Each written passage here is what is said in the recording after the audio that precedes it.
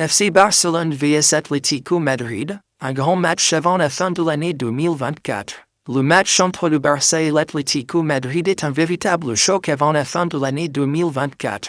Le FC Barcelone doit relever la tête, même en l'absence de notre prodige, Lamine Yamal. En effet, si le Barça perd contre l'Atlético, il risque de perdre également sa première place en Liga. Pour éviter ce scénario, il faudra que l'équipe donne plus pour faire plaisir à nous, les supporters. Il est crucial de prouver que, même sans notre jeune génie, nous pouvons venir à bout de l'Atlético. Le coach Julian Nagelsmann, anciennement flic, doit, comme en début de saison, remonter le moral des troupes pour vaincre les Conchonneaux et terminer l'année en beauté. Ansu Fati et Ronald Araujo reviennent de blessure, et bien que la présence d'Araujo en tant que titulaire semble probable, celle d'Ansu Fati reste incertaine. La question qui se pose est donc: qui sera titulaire après la blessure de notre petit génie? Les options pour la composition du Barça. Dani Olmo pourrait être une pièce maîtresse en attaque, grâce à sa capacité à fixer les défenses et à créer des espaces.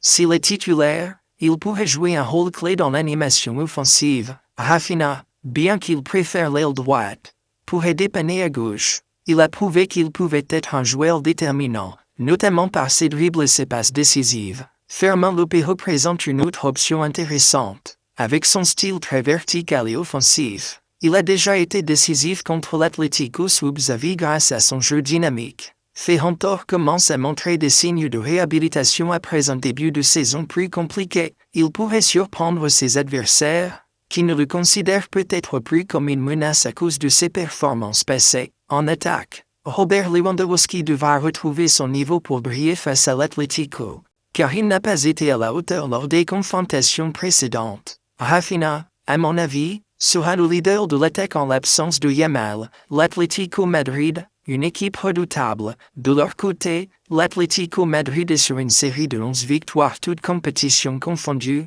avec des joueurs de qualité tels qu'Antoine Griezmann, Julián Álvarez, Ángel Correa, Marcos Llorente et João Félix. La question se pose alors: comment le Barça gérera-t-il la ligne de hors-jeu face à une équipe qui ne privilégie pas la possession mais plutôt le contre? L'Atlético est une équipe ultra-défensive qui profite des erreurs adverses pour lancer des attaques rapides. Julián Álvarez, qui sait se positionner parfaitement pour éviter le hors-jeu, sera une menace majeure. La défense du Barça, notamment Jules Koundé et Íñigo Martínez, devra rester vigilante face à lui. Le Barça doit saisir ses occasions. Le Barça devra profiter des occasions créées par l'Atlético et ne pas manquer de les concrétiser. Il est primordial de ne pas voir une équipe qui fait circuler le ballon sans danger. Les supporters ne veulent pas assister à une version du Barça sans solutions offensives. Ma composition probable pour le Barça. Je pense que Iñaki Peña sera titulaire dans les buts. En raison de la blessure de Marc-André Ter Stegen, il devra être à la hauteur de l'enjeu et se montrer décisif. En défense, Cubarsí et Íñigo Martínez formeraient la charnière centrale, avec Koundé à droite et Baldé à gauche. Pour le milieu, dans un système en 4, 2, 3, 1, qui peut évoluer en 2, 4, 1, 3-2, 4, 2, 2, le double pivot sera constitué de Pedri et Casado. Pedri sera le chef d'orchestre du jeu, tandis que Casado fixera les milieux adverses.